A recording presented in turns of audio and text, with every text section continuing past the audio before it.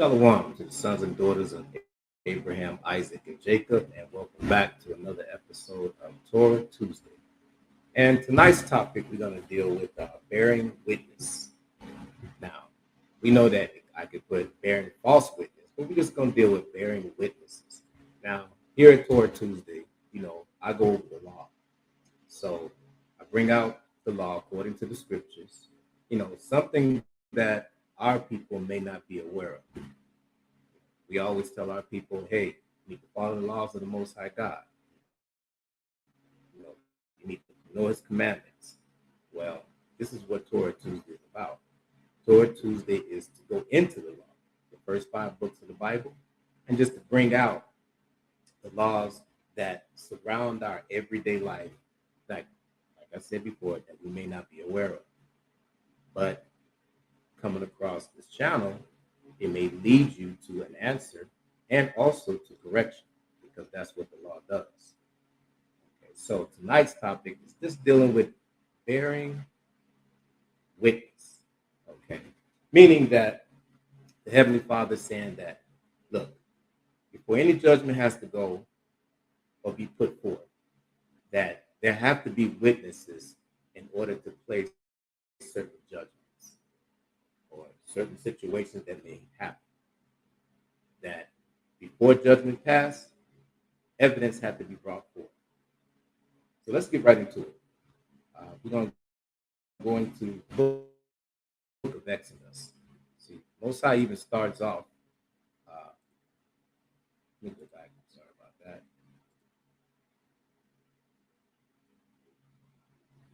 Let's go into the book of Exodus real quick.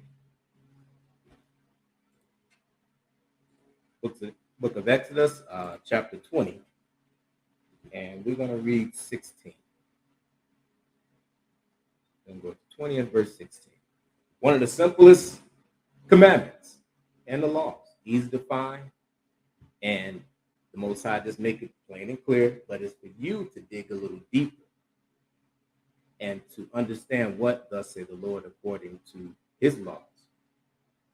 10 Commandments, like I said, very simple. But we're going to add on to the 10 Commandments. And when I say add on to is we're going to put precept upon precept about the law concerning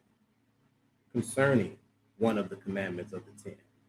All right. So Exodus chapter 20 and verse 16. It said, thou shalt not bear false witness against thy neighbor.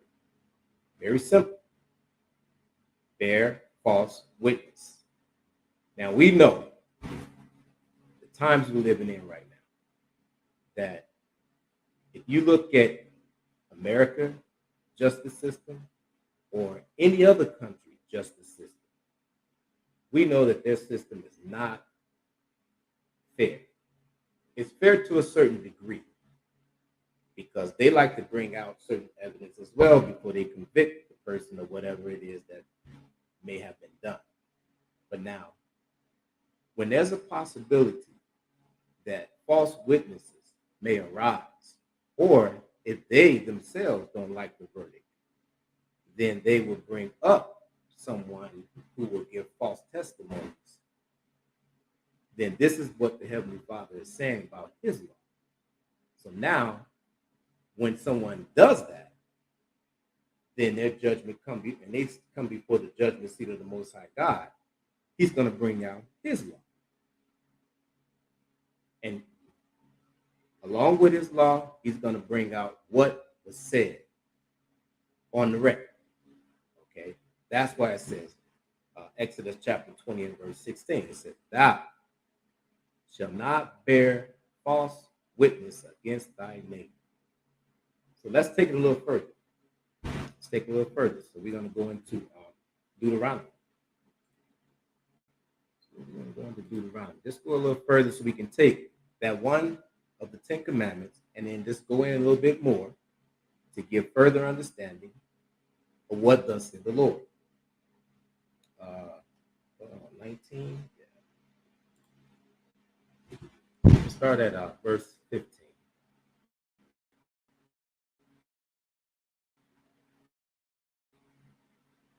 All right. Let's get a little size.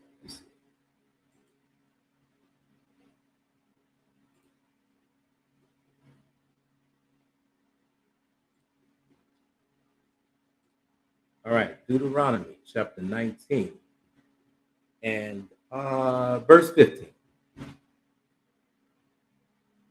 One witness shall not rise up against a man for any inquire. I'm sorry. Start over again. One witness shall not rise up against a man for any iniquity.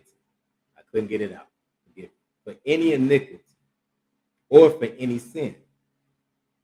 In any sin that he sinned at the mouth of two witnesses or at the mouth of three witnesses shall the matter be established.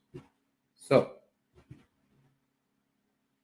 once again, the Heavenly Father is saying that, out the mouth of one witness, a man shall not be judged by his iniquities. But it's saying also, it says, or for any sin out the mouth of one, because it could be a lie. It could be something going on between the two parties where, righteous judgment is not set forth, envy, or whatever the case may be. So he's making it very clear that before the judgment or before anyone hears any bad thing about a person, it says, one witness shall not rise up against a man for any iniquity or for any sin. In any sin that he sinned. Now, here's the thing. It says, at the mouth of two witnesses. So now, other parties have to be brought in. And they have to actually verify to see, are they trustworthy of what they're saying. So now, if you got two parties, two people that witnessed what had happened, then it says, or at the mouth of three witnesses shall the matter be established. So now we bring it in the third part. You keep searching for witnesses before you accuse that person of doing something. Because he, on his defense, let him explain himself. And then see if it comes to the understanding of what the witnesses have seen or what had taken place. But the Heavenly Father is saying this. He said, you just can't be no one person. You just can't. And if it's two, and if still kind of shady, then they say, what? Go find a third. If there is. If there is. So we're going to continue to read. If a false witness rise up against any man to testify against him, which is wrong, then both the men between whom the controversy is shall stand before the Lord, before the priests and the judges, which shall be in those days. And the judge shall make diligent inquisition. So the judge shall make diligent inquisition, and behold, if the witness be a false witness and have testified falsely against his brother. So once again, let's go back to that top sentence, because the judge, those who are doing the judging, it says diligent inquisition. They have to exhaust their resources. They have to come to a conclusion to say, well, we only have three witnesses, or let's say you only have two witnesses. So now they have to do what? They have to go even further. And that further possibility is to take the testimony of the person that's being convicted. And then judge that with the law. See, all things got to be judged around the law before you even pass the judgment. Did he break the law? Did he not break the law? Did they actually see him break the law? Or what did they actually see? See, things like that, the Most High said, you just can't be, favorable to one side. But look at the society we live in right now. Like I said, I don't trust this system here. I don't trust it because I don't believe that it's not fair. Now, some things the Most High allowed to be brought out in a judicial system, and all praise to the Most High because He said He got our back. Period. But then again, there's a lot of sisters and brothers that's in jail right now under false witnesses, under even the judges. I'm saying the judges that's in this society are even corrupt.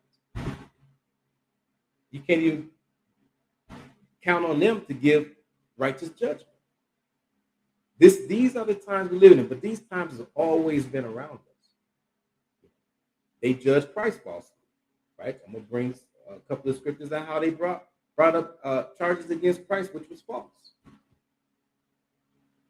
So this is why the Heavenly Father has put this law here, and it's very important because not only is a lot of sisters and brothers are locked up in jail by false witnesses, but there's a lot of people that have been put to death also by false witnesses or bearing witnesses that the testimony was either true and either the courts threw them out, or the testimony is false, just to try to convict that person and lock them up, or to actually, like I said, put that man to death.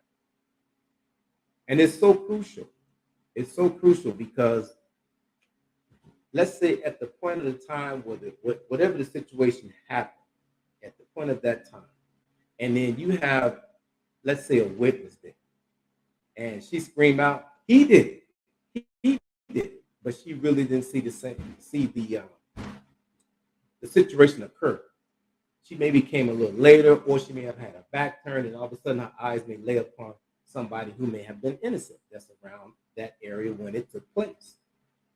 But as a person may speak up, be like, that person did it, and she's really not sure. See, that's where this law comes in.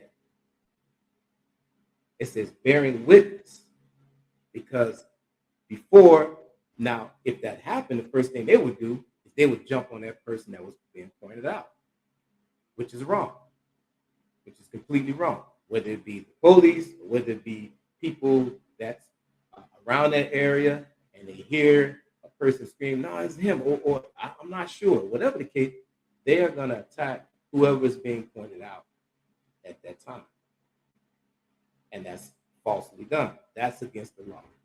Because here it says, "And the judge shall make diligent inquisition. And behold, if the witness be a false witness, and hath testified falsely against his brother." Now, verse 19, "Then shall ye do unto him as he had thought to have done unto his brother." So now there's the judgment that's going by. Listen, "So shall thou put the evil away from among you." Okay. See, now it's telling that once diligently evidence has been brought to, let's say, brought to the table, and this person is convicted of it, there's no way around it, there's evidence on him, he did it, then that's when it says, verse 19, it says, "Whatever he thought to do to his brother, do it unto him." Do it unto him. But that evidence has to be solid. It just has to be solid. Now let's continue on. Verse 20. "And those which remain shall fear." This is the whole situation is dealing with when the Most High said, "You know what? Deal with that situation right then and there. As long as he's guilty, enough evidence has been brought forth. Now let it be done unto him." Verse 20, it says, and those which remain shall hear and fear, and shall henceforth commit no more any such evil among you. See, he's been set for an example. he's been set for an example. Let's say he's been caught stealing. So that's what Most High said, you know what? Unless a man is stealing because he's hungry, and if he's caught, then he has to repay it 7 times. But now, let's say,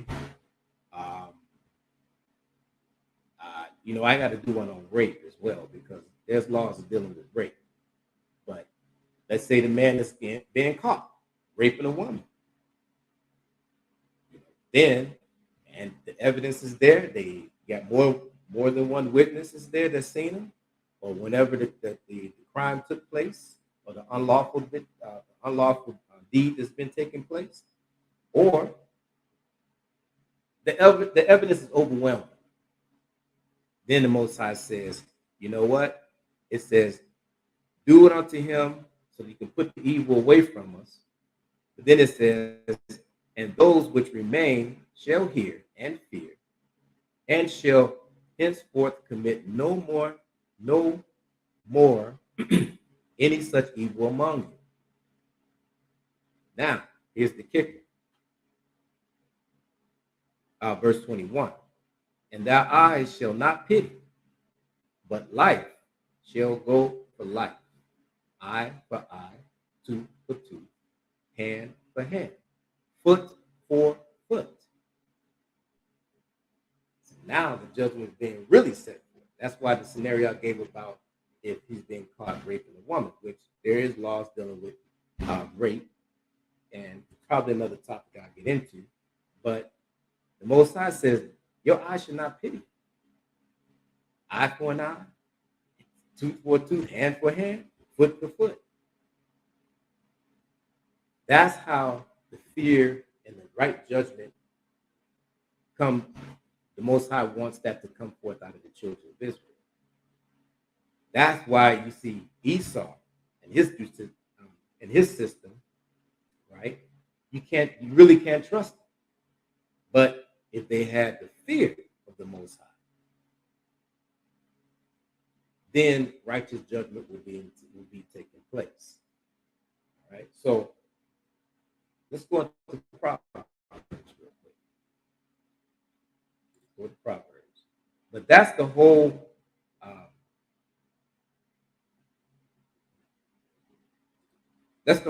law of dealing with the title of bearing witness. Now I'm just going to give certain precepts to help solidify, what thus said the Lord according to the law. Let me get Proverbs chapter 14. And I'm going to get verse 14 and 5. If a faithful witness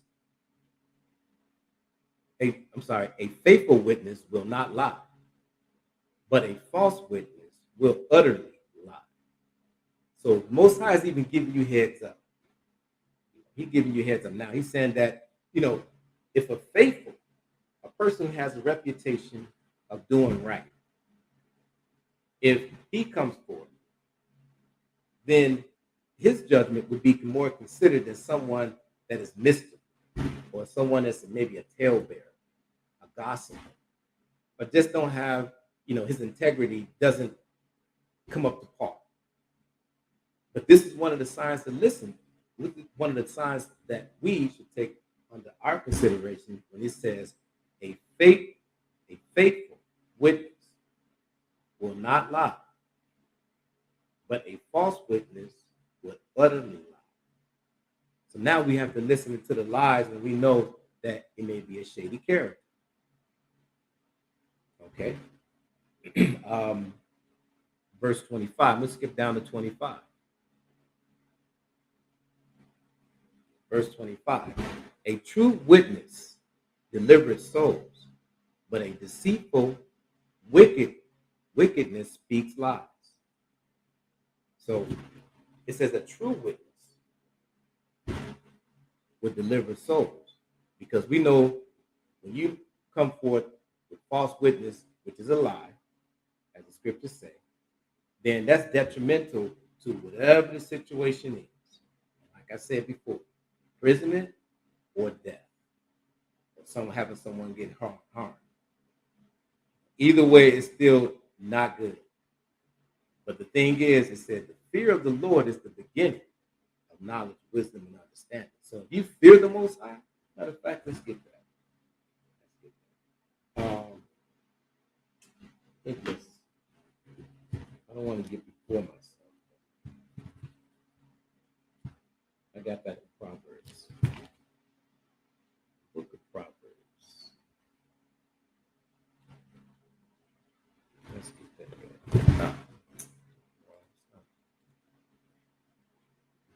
Let's get the book of Proverbs, chapter 1.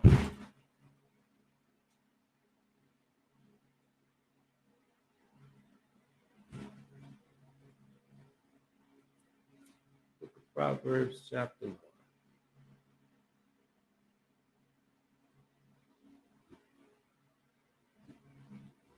I think it's 1 and 3.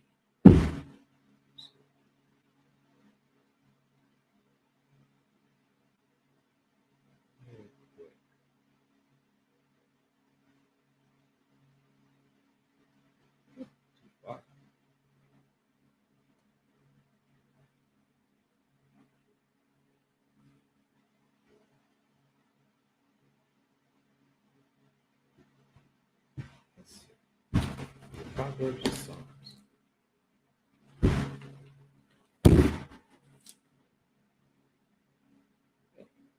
7.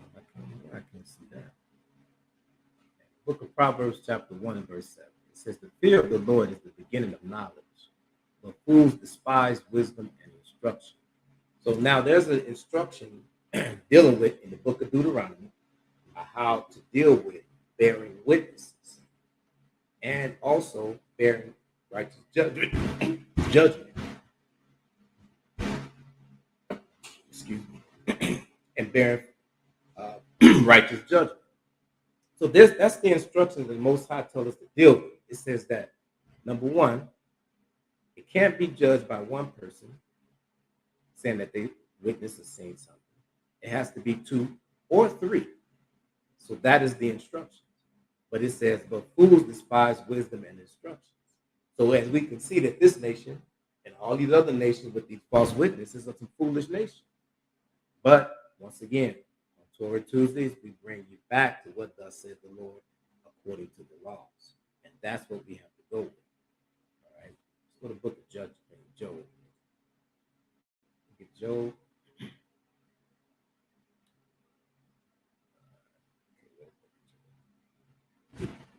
We get Job chapter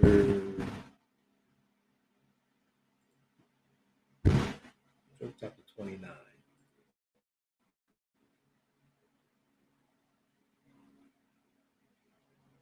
Chapter 29 and verse 11. Verse 11. When the ear hear me, then it blessed me. And when the eyes saw me, it gave witness to me. So I brought this out just to show how much wisdom that Job had. You know, the struggle that Job went through. But out of the struggle that Job went through, a lot of wisdom was pronounced through him to give us understanding as well as we walk through our trials and tribulations. Now, on this particular one, it says that the ear,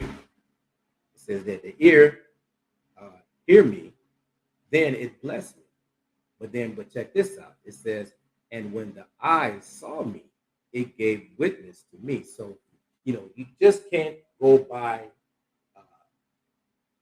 hearing what I heard. The scriptures are telling you, but when I saw, it was a witness. So it has to be, number one, hopefully you have your hearing. But number one, it has to be seen. It can be heard, but it also has to be seen. Because a person, you can know a person by voice, that's cool. But how righteous judgment is going to go forth? You're going to say, well, it sounded like him. I knew it was him, but did you see him? See, that's where it comes in with the title saying bearing witness. That's why when Job says, I gave, and when the eye saw me, I gave witness to me. So it has to be seen. It has to be seen. A witness have to be seen doing the actions of it, and after doing the actions of it, then it has to be more than one person, possibly bring on 2 to 3. All right. We're going to stay in Job. And actually, we're going to St. John. St. John. So Job is telling us, yeah, the ear, it heard, it blessed me. But when my eyes saw it gave witness unto me. We do St. John. St. John chapter 5 and verses 131.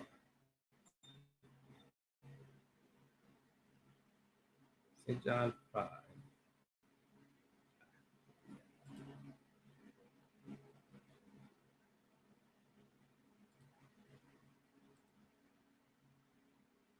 St. John chapter 5 and verse 31.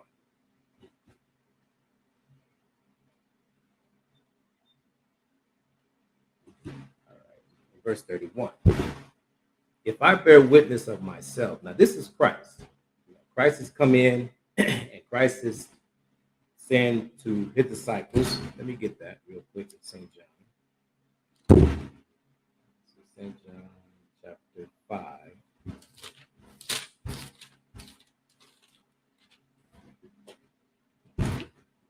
Right, St. John chapter 5. And I'm going to start at 31.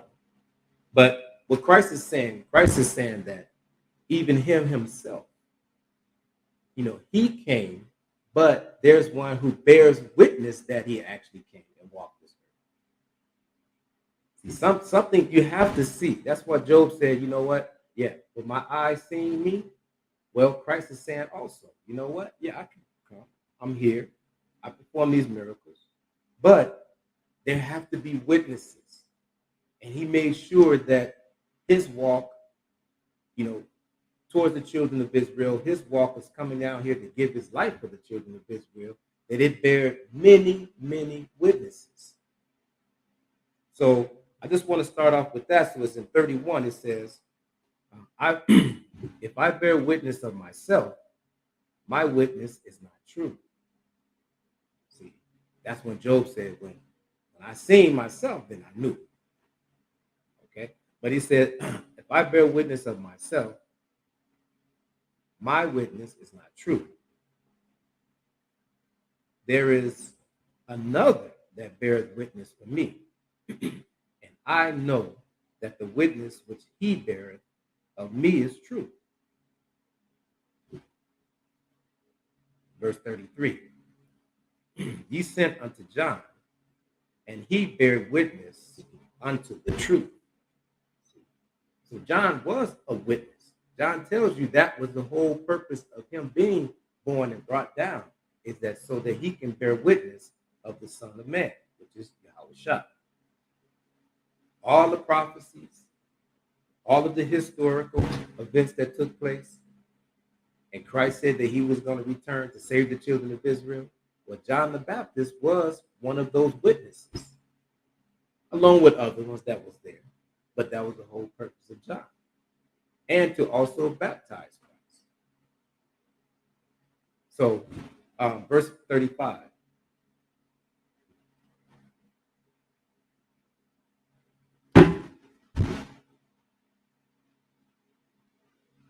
Well, 135, I think that's it.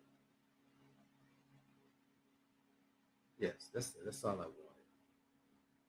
Just wanted to bring out the truth about how John, and he said in verse 33, it said, he sent John, and he bare witness unto the truth.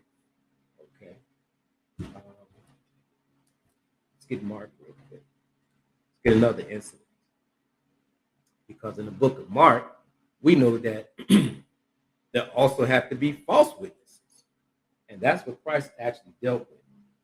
Christ dealt with not only the righteous witnesses that witness that he actually walked this earth and performed those miracles, but those false witnesses also had to be there so that they can do what? So that they can convict him on falseness, false evidence, So he will be put to death and follow the course of the prophecy to what? To save the children of Israel, which is in Matthew chapter 5.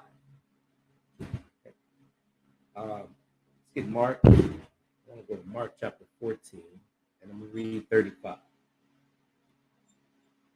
Actually, 57. Mark 14 and verse 57.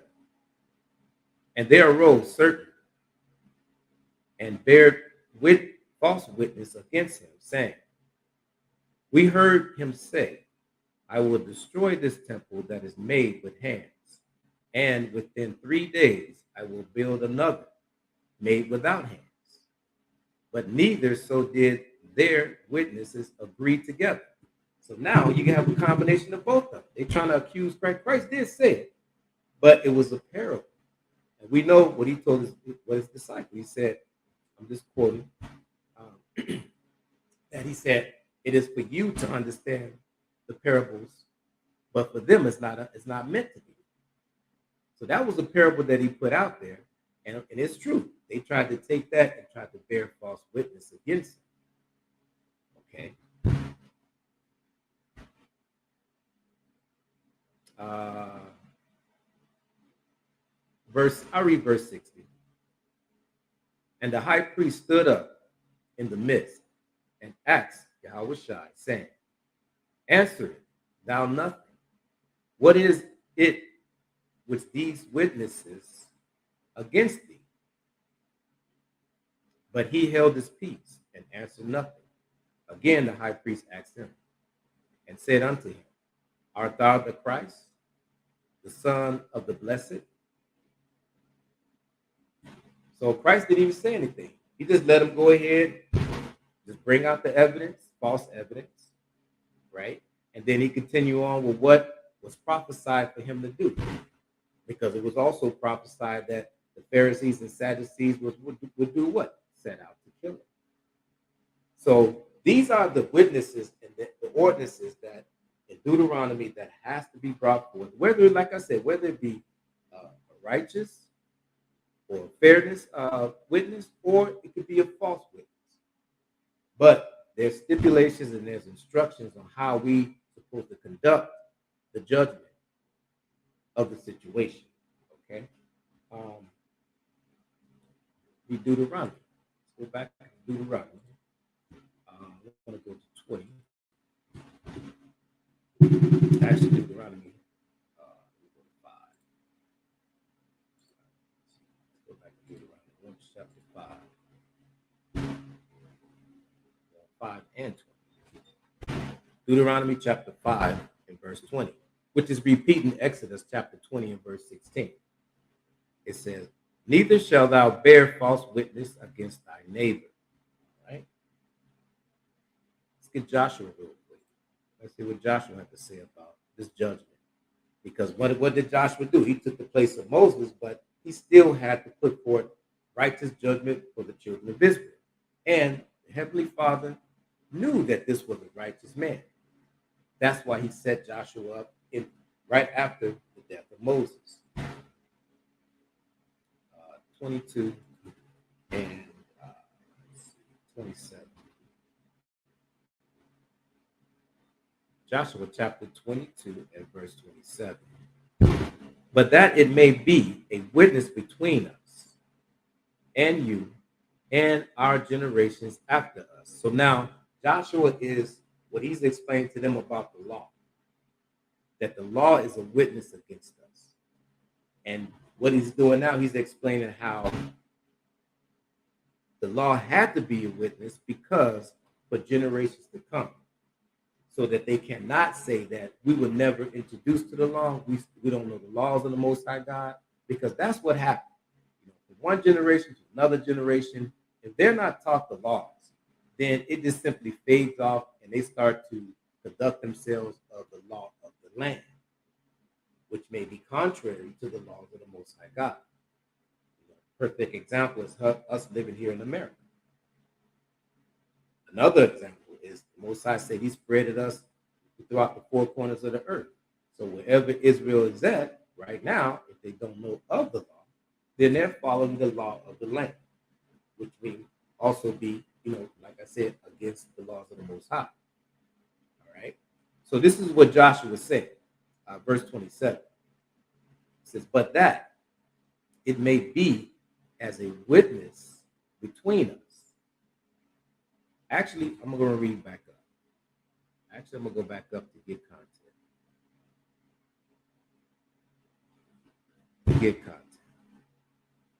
Okay, verse 25. "For the Lord have made Jordan a border between us and you." So now it's talking about how Gad, Reuben, and has gotten their land when the children of Israel when the Most High was giving the children of Israel their portion of the land. So he's making as you could say, what is it like? Not really a testimony, but an agreement. He's making an agreement with Reuben, the tribe of Gad and the tribe of Reuben, so that they will understand that, listen, even you chose this portion of land, even if since it's not as close to where the other tribes are at, then there have to be a witness to say that you want this portion of land, and also that you will help the children of Israel when in need.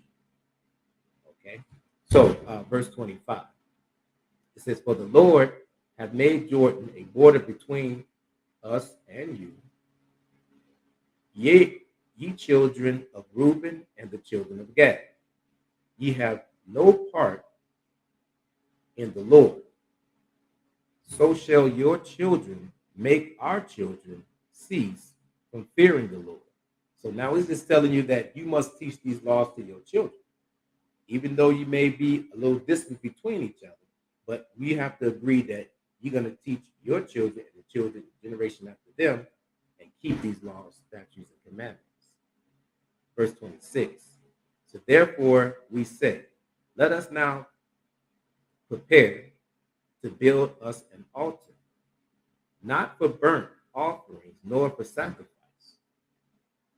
See, now he's saying that this is the agreement they made with the other tribes, right? But he's going to go on and explain when he says not for sacrifice and burnt offerings.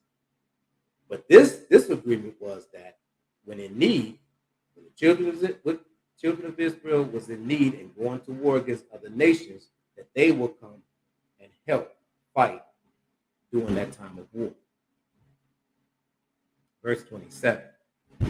"But that it may be a witness between us and you and in our generations after us, that we might do the service of the Lord before him with our burnt offerings and with our sacrifices and with our peace offerings, that your children may not say to our children in time to come, ye have no part in the Lord." All right. Verse 28. "Therefore said we, that it shall be when they shall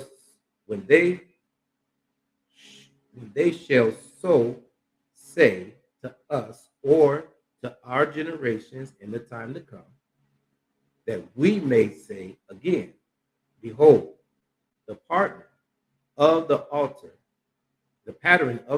of the Lord, which our fathers made, not for burnt offerings, not for sacrifice, but it is a witness between us and you." See, always have to be a witness. Always have to be a witness. And that's the whole purpose of me bringing this out, because there always have to be a witness. And the Most High said, make sure you gather all of the evidence before passing judgment. All right? Before all passing judgment. Got another. Let me go to Job. Job 28. And I'm going to read Job 28 and verse 28. Job 28 and 28. "And unto man he said, behold, the fear of the Lord that is wisdom, and to depart from evil is understanding." So the Heavenly Father is telling you that these laws, and if you can do the instructions of these laws, that, along with the fear of the Most High, that will give you your wisdom and your understanding to fear off evil. All right. Let's get one more law. Let's deal with the law. Let's go back to Deuteronomy chapter 31. And I'm going to read verse 26. Because there's one thing that we have to understand too, is that the law itself is a witness against us. This is how we ended up going from one captivity to another captivity to another captivity. Because number one, once we disobeyed the law and the commandments, then that alone testifies that they broke the law, so now the judgment has to be set. We do understand that when it comes down to reading Deuteronomy chapter 28. 1 through 15, the Most High give us the blessings. And from 15, I think, to 56, I believe, he gives us the curse. But all in all, the way that we got to that is this law being a witness unto us that we falsely and we disobeyed the Most High God. Okay? I want to make sure I get that right. 68, I'm sorry. So that's Deuteronomy chapter 28, 15, 1 through 15 is the blessings, and 15 through 68 are the curses. But that law and that understanding, according to the first 5 books of the Bible, is complete witness to us, whether we do good or whether we do evil. That's what that law does. It stands before us and it brings that judgment. Okay, verse 26. It says, take this book of the law and put it in the side of the ark of the covenant of the Lord our God, that it may be there for a witness against thee. See, that law is a witness against us from the day we born to the day we die. Book of Ecclesiastes tells us, chapter 12 and verse 14, I believe, it tells us, let's get that real quick. One of my favorite scriptures.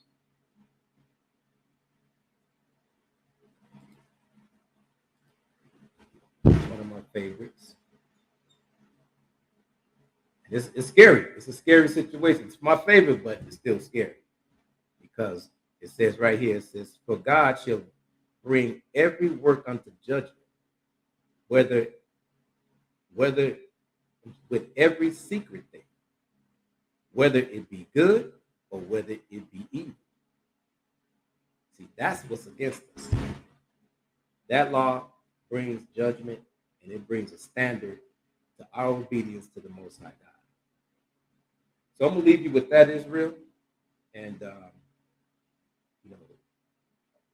Most High willing, someone get some understanding about this and can go back with that title and actually start to build on it, because there's plenty of scriptures in there that deal with witnesses and how certain things will bear witness against us throughout the Bible, as well as false witnesses. There's plenty of those, especially when you start going through the Kings, and then when you go through Judges. It was very important that righteous men and women step up and tell the truth if they happen to be a witness of a certain situation. So with that, Israel, I say shalom. Until next time.